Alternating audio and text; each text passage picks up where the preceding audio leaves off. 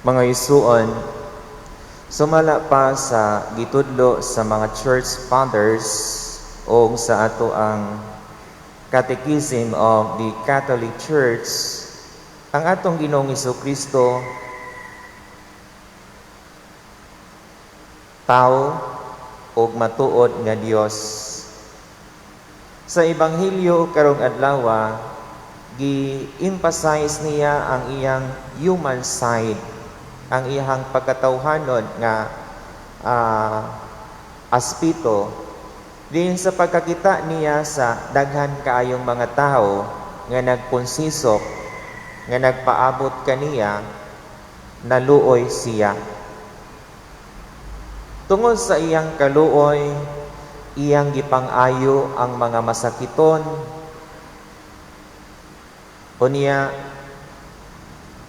ang dili maayo nga makita nato sa Ebanghelyo ang pagka-indiferente sa iyang mga tinun-an.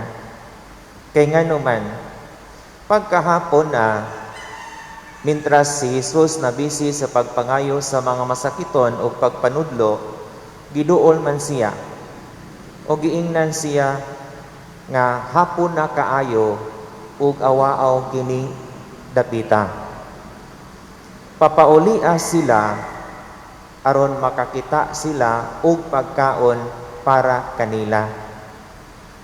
So gipadayag sa Ebanghelyo nga ang iyang mga tinun-an dili gusto nga dunay responsibilidad. Mao na nga papaulion ning mga tawhana aron wala sila'y bago ug wala sila'y kargo ug wala sila'y responsibilidad. Apan giunsa pag-counter ni Jesus ang ilang pagka-indiferente, miingon si Jesus, pila man kapan ang anaa kaninyo? 5. Pila ka isda? 2. Diin ang buot ipasabot ni Jesus niini, dili rason nga kay lagi ani ata taliwala sa kamingawan, di ta makahimo sa pagpakaon niining mga tawhana. Dili rason nga ani ata sa hilit nga dapit o gamay ra ang anaa nato, dili ta makapaambit nila. Kay tinuod man ang rason nganong dili ta motabang tungod kay naa ta sa taliwala sa pandemya. Tinuod man ang rason nga dili ta motabang tungod kay gamay ra ang atong kita karong panahona. Pero unsa may giingon ni Jesus sa iyang mga tinun-an, there is no need for them to go. We will feed these people. Mao na nga sa ato ang pagpadayon sa pagpadayag sa atong pagtuo, dili gyud unta ta moingon, we are in the midst of pandemic. We have only few money in our pocket. Kay ngano, isip tao, mubuhat unta kita niining duha ka butang. Ang una, we are called by Jesus to share what we have. Kay kung atong hunahunaon si Jesus makahimo sa pagpakaon ining daghang mga tao without contribution from His disciples, mahimo na niya. Pero nanginahanglan gyud siya og counterpart gikan sa iyang mga tinun-an. Og tinuod na ay panultihon, God will provide bread, but human will also secure butter. Ang Ginoo mohatag og pan, pero kitang mga tao mo'y mangita og palaman. And this is precisely ang iyang buot ipasabot ngadto sa iyang mga tinun-an. Give me your share, and I will multiply so that there is enough for these people. Milagro ang ato ang gusto. Mo-share ta sa ato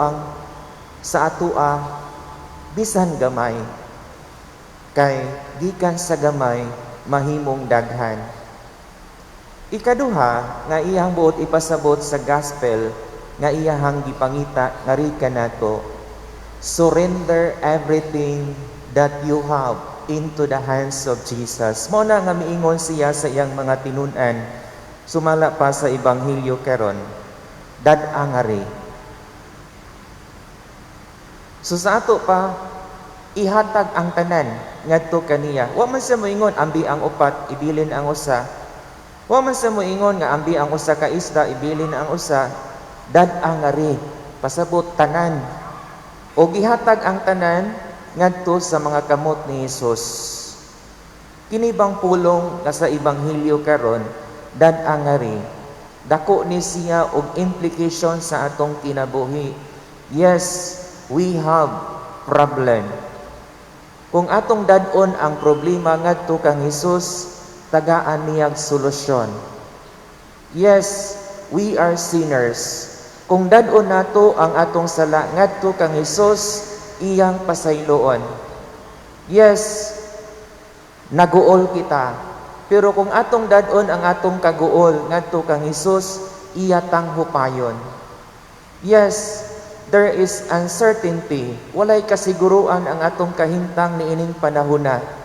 Pero kung atong dad-on ang atong walay kasiguruan ngadto kang Hesus, tagaan ta niya og direksyon.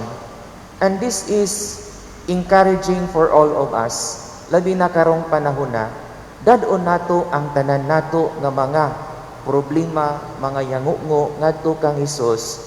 Kay si Hesus adunay giandam nga sulbad niining tanan. Manindog talihog.